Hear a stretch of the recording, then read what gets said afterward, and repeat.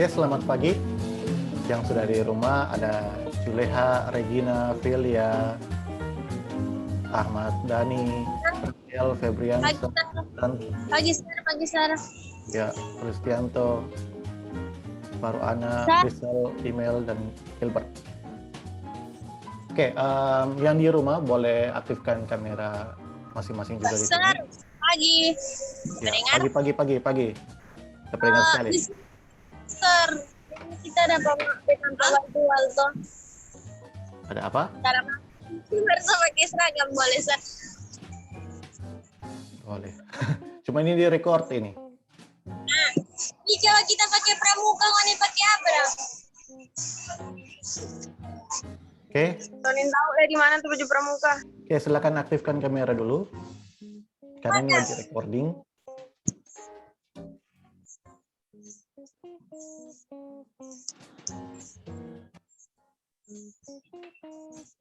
Supaya wajah-wajah kalian itu terpampang di rekaman.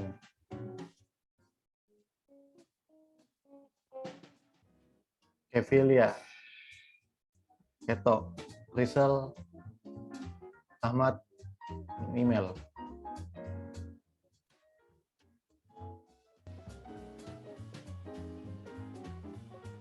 Anggaplah ini screenshot untuk recording saja. Oke, tidak mau menunggu lama. Jadi sesuai dengan apa yang kita jalani di beberapa hari yang lalu, dan mungkin di beberapa waktu yang lalu juga, di beberapa waktu juga di sini,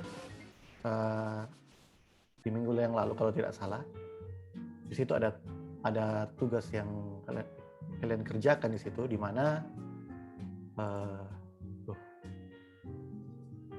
ini dia.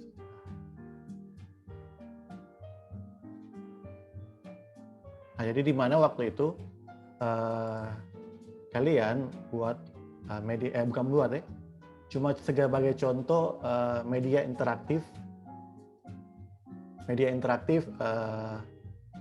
offline dan online itu seperti apa. Nah, nantinya itu cuma sekedar gambaran atau mungkin inspirasi buat kalian nantinya. Meskipun nanti kita akan lewati mata pelajaran ini, nantinya akan ada praktek atau praktek yang kita akan laksanakan. Jadi dengan pertama mesti ada laptop sih sebenarnya. Tapi kalaupun ada yang dari rumah tidak ada memiliki perangkat tersebut, minimal lah laptop, karena tidak bisa di HP karena kita akan menggunakan aplikasi-aplikasi yang harusnya di PC atau PC desktop atau laptop. Jadi seperti itu. Nah, kalaupun tidak ada, boleh gabung ke teman-teman yang lain untuk bersama-sama untuk membuat itu tentunya. Tapi Sir akan memandu kalian lewat penggunaan aplikasi-aplikasi ini untuk menjadikan media pembelajaran dari aplikasi tersebut. Oke, masih tentang konsep multimedia yang kita akan jalani di sini. Memang di sini tujuannya masih sama, karena di mulai hari Senin, mulai minggu depan kita sudah masuk kepada praktek yang akan dilaksanakan. Jadi dengan di sini Sir akan memandu kalian dengan menggunakan aplikasi-aplikasi yang berupa Adobe Flash CS6. Jadi kalau bisa pakai Adobe Flash CS6, nanti kalaupun tidak ada, nanti Sir akan taruh di Google Drive, nanti itu bisa di-download. Adobe Flash-nya, di situ juga ada DP Crack, jadi tidak usah ragu kalau dia mau trial cuma 30 hari, tapi yang jelasnya itu bisa dapat full. Nanti Sir akan kirim di Google Drive seperti itu. Karena kita akan menggunakan atau membuat media interaktif ini, tapi dalam bentuk media interaktif dalam dunia pendidikan atau pembelajaran. Nah, yang kita sudah lewati dan jalani bersama di yang lalu, kan ada dua. Ada yang offline, ada yang online. Tapi yang orang akan lewati di sini, ini yang lalu, ini sudah dibahas yang lalu tentang statik dan dinamik itu seperti apa. Jadi saya mengingatkan kembali bahwa multimedia interaktif itu terdiri dari 5 elemen: teks, video, gambar, suara, dan animasi. Nah, yang statik itu yang statik, tidak ada pergerakan, dan dynamic itu ada pergerakan. Nah, tentunya kalian bisa bedakan di situ yang mana statik dan yang mana dynamic. Nah, ini juga yang kita sudah lewati. Kalaupun tidak mengikuti yang lalu, ini Sir kasih mengingat ulang ataupun kasih bilang ulang ke kalian. Jadi ada offline dan ada online. Kalau online yang tentunya yang berhubungan, jadi media interaktifnya terkoneksi langsung dengan internet. Terkoneksi langsung ke internet, kita bisa akses langsung dari internet. Contohnya misalnya FB dan sebagainya, itu bisa. Atau media-media berupa game yang kalian main itu juga termasuk media multimedia interaktif online. Tapi gamenya yang game online, bukan game offline. Kalau game offline juga sama. Itu masuk di media interaktif offline. Nah, tapi yang kita akan buat di sini adalah di sini multimedia interaktif offline. Nah, sebelum lanjut yang DP inti topik, karena kita akan mulai minggu depan, kita akan masuk kepada prakteknya. Jadi ada tahap-tahap yang akan dilakukan. Tentunya setelah pembelajaran nanti di praktek itu, saya mengharapkan bahwa ketika itu kalian bisa coba lagi atau buat di rumah Anda. Atau kalaupun tidak ada perangkat, nanti aku gabung dengan teman-teman yang memiliki perangkat, memiliki laptop. Yang saya tahu sih ada Velia, ada Rahel, baru yang memiliki laptop. Kalau sarannya seperti itu. Tapi kalau ada laptop pribadi, langsung buat ke perangkat itu sendiri, supaya akan lebih mudah. Cuma sarankan seperti itu, supaya tidak menghambat, tidak mengganggu, karena kita juga pembatasan di sini. Pembatasan yang nggak sama yang lalu, memang pembatasan sekarang lebih ketat. Jadi SER juga banyak cuma di rumah, nah banyak di sekolah. Jadi pembatasan-pembatasan itu yang membatasi kita, makanya ya kita pergunakan sebaik mungkin untuk pembelajaran kita. Nah, jadi di sini saya akan membahas tentang manfaat dari multimedia interaktif itu sendiri. Oke, yang pertama di bidang pendidikan. Kira-kira dari kalian yang ada di rumah, kalau di bidang pendidikan DP manfaat apa, Sob? Untuk dari kalian dulu. Kira-kira kalau dalam media pendidikan pasti berhubungan dengan apa? Media pembelajaran tuh. Media pembelajaran. Tapi bukan Zoom seperti ini. Ini agak berbeda. Karena ini video call atau apa ya? Secara live streaming. Tapi kalau untuk media pembelajaran di sekolah atau media pembelajaran yang berbasis multimedia interaktif ini, misalnya contoh yang apa ya? Misalnya ada soal ujian. Ada soal ujian, misalnya kalian buat aplikasi ujian. Aplikasi ujian, kalian tekan tombol, misalnya ada pilihan, ada pertanyaannya, ada tombol pilihan mana yang paling tepat, A, B, dan C, dan D. Nah, ketika kalian pilih salah satu, nah, secara otomatis ada interaksi kalian dengan media tersebut. Nah, itu yang biasanya dipakai di sekolah. Seperti itu. Nah, mudah-mudahan kalian juga bisa membuat seperti itu. Nah, jadi manfaatnya seperti apa? Yang pertama, kalau orang bisa lihat di sini, pasti proses pembelajarannya lebih apa? Lebih menarik pastinya, toh betul. Kenapa lebih menarik? Ada yang bisa jelaskan di sini. Kenapa salah satu fungsi media pembelajaran di dunia pendidikan yang berbasis offline, sini masih kita bahas tentang offline-nya, karena kita akan membuat secara offline nantinya. Kenapa itu terkesan menarik?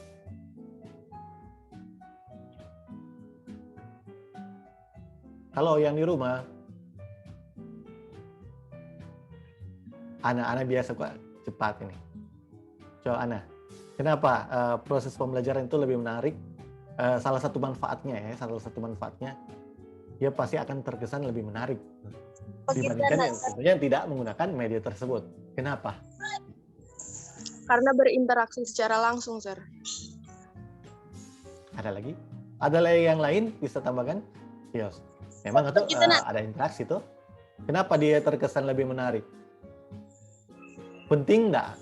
Kalau saya mau tanya dulu, penting nggak misalnya dalam media pembelajaran atau dalam pembelajaran kita atau dalam pembelajaran kalian, ketika ada satu media interaktif, bukan seperti Zoom seperti ini, misalnya dikasih ke kalian gitu, atau misalnya ada ujian,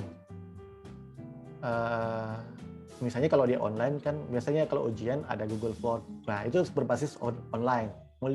Multimedia interaktif tapi berbasis online. Di situ ada text box yang kalian harus isi dan sebagainya. Itu termasuk interaktif juga, tapi berbasis offline. Nah, kalau misalnya online, kalau offline kan yang tidak terhubung dengan internet. Nah, penting nggak itu dia? Seberapa penting nggak ini multimedia interaktif? Pasti penting, toh? Pasti penting. Nah, tadi dari Ana bilang itu ada interaksi, makanya dia menarik. Apalagi selain dia ada interaksi? Oke, saya tambahkan satu. Kalau ada yang masih bingung, dia ada interface-nya, ada tampilannya, dan di situ mungkin orang boleh tambah animasi. Jadi ada pergerakan teksnya. Jadi tombol-tombolnya lebih dibuat semenarik mungkin. Latar belakangnya kita bisa buat secara bergerak begitu, atau ada video. Jadi semua akan terasa lebih menarik dibandingkan. Oke, catat bab 1 sampai bab 6. Itu kan pasti akan berbeda. Pasti konsepnya akan berbeda dengan apa yang kalian pikirkan ketika mungkin mana kalian kalau disuruh pilih, mana kalian akan pilih. Misalnya Ini ada dua opsi, cuma dua opsi ini. Mungkin kalau apa tetap harus pilih salah satu. Misalnya kalau kalian suruh pilih, mana kalian pilih? Misalnya guru kasih sebuah foto buku catatan atau ada buku. Kalian lihat di situ, catat dan lakukan seperti itu. Atau kedua, ada satu media dalam bentuk interaktif, aplikasi yang kalian buat, aplikasi sederhana misalnya, tapi di situ ada visualnya, ada tombol-tombolnya, ada banyak hal di situ, ada animasinya. Nah, pastinya secara otomatis mana yang dipilih? Yang A atau yang B? Ini ke kalian dulu, pendapat kalian. Kira-kira kalian akan pilih yang mana? Yang pertama yang saya bilang atau yang kedua?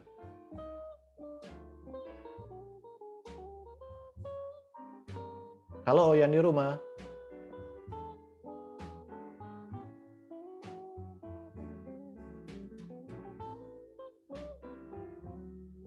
Ada?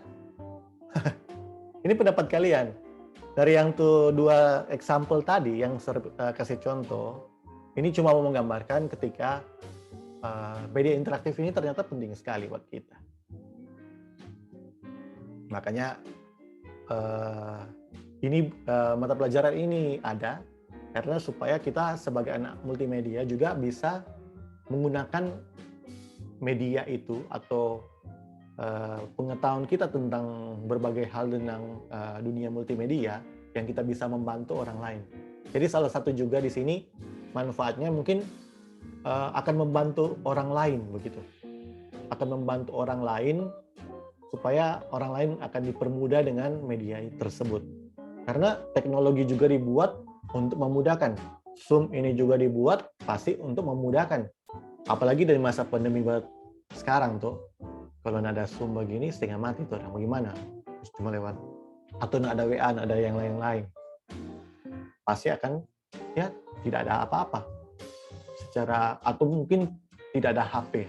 Nah, itu salah satu pasti karena setiap orang pasti sekarang harus ada gadget tuh untuk sebagai media pendukung. Karena kalau tidak ada itu serasa hampa tidak ada apa-apa. Makanya media-media seperti ini itu penting untuk kita bisa gunakan. Oke. Jadi tadi selain menarik, baru dia lebih interaktif yang kayak Ana bilang. Pastinya ada interaktif karena ini media interaktif. Baru jumlah waktu mengajar dapat dikurangi. Oke lah, memang waktu belajar mengajar, waktu kita belajar akan lebih dikurangi lagi karena kalau kita menggunakan media, saya kasih contoh, menggunakan media, seorang guru atau ini kita ambil konteks di dunia pendidikan ya. Seorang guru itu tidak akan susah-susah lagi. Jadi kurang kasih ke siswa langsung buat sesuai dengan petunjuk-petunjuk. Jadi di media itu juga pasti ada petunjuk-petunjuk. Jadi kalau tergantung sebenarnya dari media yang kalian buat tentunya. Kalau media yang kalian buat itu orang susah mengerti, tentunya akan kesulitan juga. Makanya kita harus pikirkan bagaimana caranya supaya aplikasi atau media yang kita buat, media interaktif yang kita buat, enak orang bisa mengerti atau orang bisa memahami. Oh ternyata tombol ini tombol apa? Oh tombol ke menu, kembali ke menu. Oh ini kemana ini? Oh ini tombol untuk tugas misalnya, gitu dan sebagainya. Jadi seperti itu. Baru selain waktu mengajar lebih dikurangi, dia juga sebagai kualitas belajar dapat ditingkatkan dan proses belajar mengajar dapat dilakukan di mana saja, kapan saja. Ayo, memang betul. Kita bisa lakukan di mana saja ketika kita memiliki media tersebut. Mau di rumah, mau di utang-utang. Ketika itu kalian membawa perangkat tersebut yang perangkat mendukung untuk membuka aplikasi tersebut, maka kita bisa akses di mana saja. Seperti itu. Nah, jadi itu manfaat. Itu juga bisa kalian catat sebagai panduan dasar kalian ketika sebelum kita masuk kepada kita akan membuat media interaktif itu. Nah, baru yang berikut. Yang berikut keunggulan. keunggulan dari multimedia ini. Nah, keunggulan apa saja? Yang pertama keunggulannya itu memperbesar benda yang sangat kecil dan tidak tampak oleh mata. Nah, itu kalaupun misalnya kalau di HP kalian tuh, misalnya kalau cuma misalnya seorang ini kasih contoh juga masih di dunia pendidikan, misalnya cuma foto handbook. Baru foto tersebut memang kan tuh kalau sekarang kan HP juga so canggih-canggih tuh. Misalnya kalau HP dulu. Saya mau kasih gambaran di yang dulu. Memang kalau yang dulu kan tidak bisa kasih besar. Dan di HP juga itu pembesaran juga terbatas. Mungkin di media kita yang kita bisa buat, mungkin kita ada opsi di situ atau action script-nya atau command control-nya itu kita bisa memperbesar, memperkecil atau kasih zoom in, zoom out interface-nya begitu seperti itu. Nah, jadi keunggulannya kita bisa memperbesar, kita bisa buat seperti itu. Salah satu keunggulan. Baru yang kedua, menyajikan benda atau peristiwa yang kompleks, rumit, dan berlangsung cepat atau lambat seperti tubuh manusia, bekerja satu mesin, dan sebagainya. Atau planet-planet. Itu kalau berhubungan dengan, misalnya kalau berhubungan manusia, jadi otonomi manusia, kalau misalnya dia perawatan. Nah, jadi dengan adanya media interaktif itu, misalnya contoh, saya ambil contoh anak ASKEP. Ada ASKEP ini belajar organ-organ tubuh manusia. Jadi ketika dia klik bagian tertentu, tapi hal yang wajar, jangan pikir aneh-aneh. Hal tertentu yang di tubuh manusia, dia akan menjelaskan di situ. Dia akan menjelaskan, nanti di situ mungkin akan muncul satu animasi akan muncul, misalnya terklik di sini tuh tangan. Dia akan informasi, oh ini tangannya seperti ini. Seperti itu. Itu cuma contoh kecil. Nah, jadi itu keunggulannya. Baru dia juga bisa menyajikan benda atau peristiwa berbahaya seperti letusan gunung berapi, atau misalnya hewan buas, atau pokoknya hal-hal yang berbahaya. Kalau di langsung kan kita tidak bisa, ke misalnya kemana ya? Misalnya ke Lokon, tapi Lokon lagi bahaya, misalnya lagi ada semburan lava begitu. Nah, mungkin itu orang mau ke sana. Jadi dengan adanya media, jadi di situ bisa jelaskan, mungkin ada efek 3D misalnya di situ yang orang bisa. Jadi sebenarnya media interaktif ini orang bisa menggabungkan banyak hal. Tapi media pembelajaran itu atau media interaktif itu cuma sebagai sarana. Jadi nantinya ketika kalian akan melaksanakan itu semua, makanya diperlukan adanya teks. Makanya elemen-elemen tertentu seperti teks,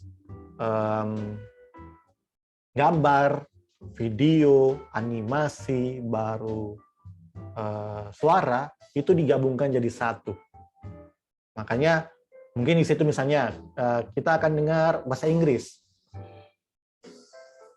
Nah, bagaimana kita bisa mendengar? Mungkin ada satu opsi, ada satu caption atau satu tombol. Ketika kita klik itu dia, misalnya learning 1, klik, secara otomatis akan terkonek mungkin ke media player kita. Media player kita di perangkat kita, seperti itu. Dan kita bisa dengarkan lagu atau pembelajaran learning di mata pelajaran bahasa Inggris.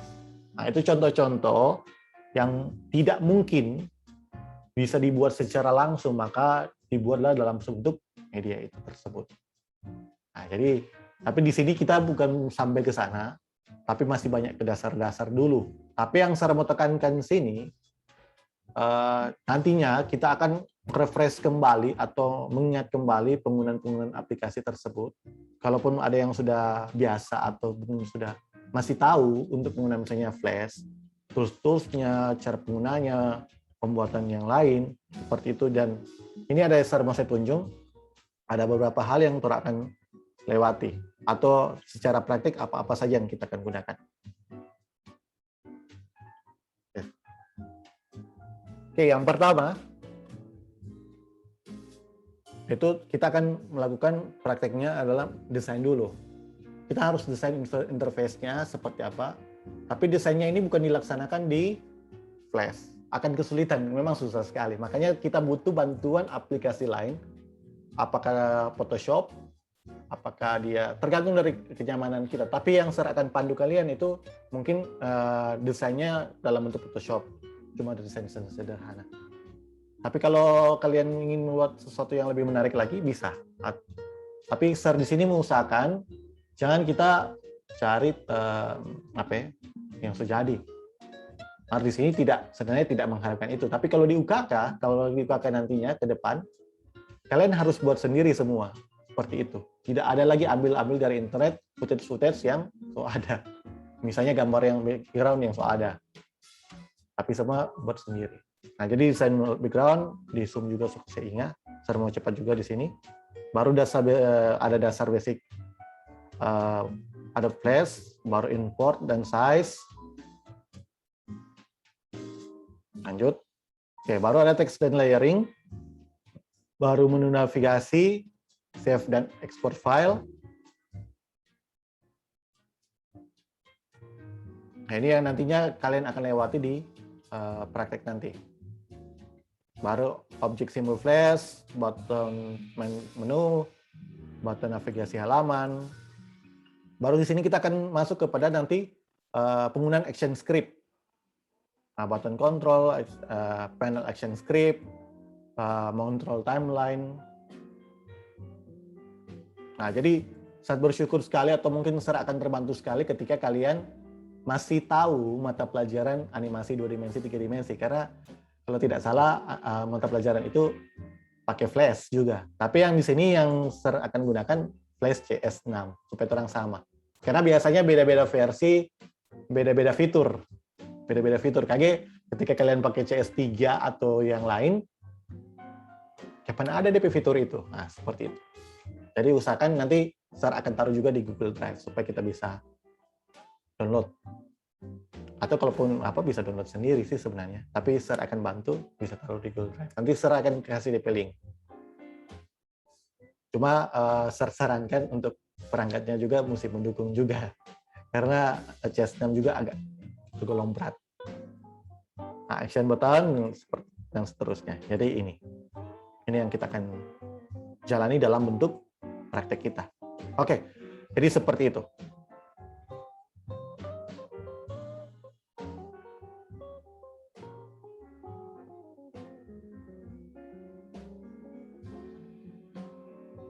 Nah, jadi seperti itu. Jadi seperti itu yang kita akan jalani atau lewati dalam bentuk praktek kita. Jadi pertama berharap yang punya laptop boleh baku share dengan teman lain, atau yang teman-teman yang tidak mau memakai ada media tersebut atau tertentu, boleh bertanya pada teman, misalnya Pak Rahel bisa di sini, Velia, tapi yang paling pro DP laptop ini Rahel dari semua. Jadi boleh ke sana, boleh tanya boleh pakai sama-sama di situ. Nah, jadi mulai hari Senin, mulai dari jadwal nyeser di mulai minggu depan, kita sudah masuk kepada desain background dulu. Jadi step by step, langsung bikin jadi. Oke, mungkin ini sebagian kecil untuk bisa disampaikan, dan mungkin untuk hari Jumat minggu depan yang saya mau ingat, karena multimedia juga sebagai yang bertugas di ibadah sekolah. Mulai minggu depan di hari Jumat ada ibadah sekolah, dan MM itu jadi petugas ibadah. Jadi ada kemungkinan kita akan skip satu hari itu, karena kita akan fokus di ibadah. Karena apalagi dengan jurusan MM jadi petugas ibadah. Jadi di hari Jumat depan kita akan fokus di situ untuk sebagai informasi saja.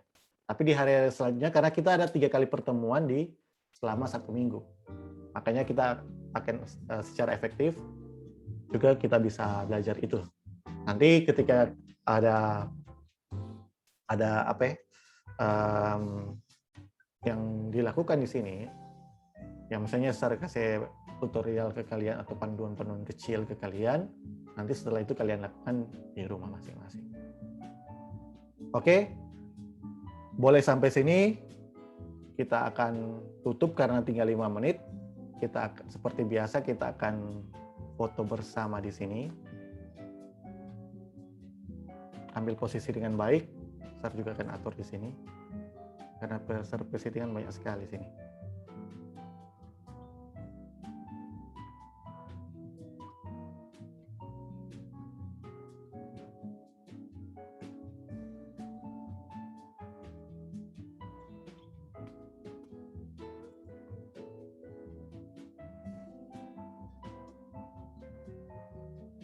Oke, sudah?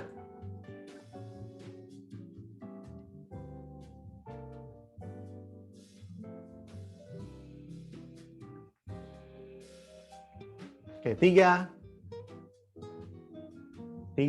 2, kasih jempol. 3, 2, Juleha aktifkan video. 3, 2. Oke, jadi demikian dan mungkin itu yang akan jadi penggambaran kita ke depan. Dan tentunya saya berharap kalau nanti kita ke depan bisa lebih aktif lagi. Oke, itu saja saat ini dan terima kasih untuk waktunya dan sampai jumpa di lain waktu. See you next time.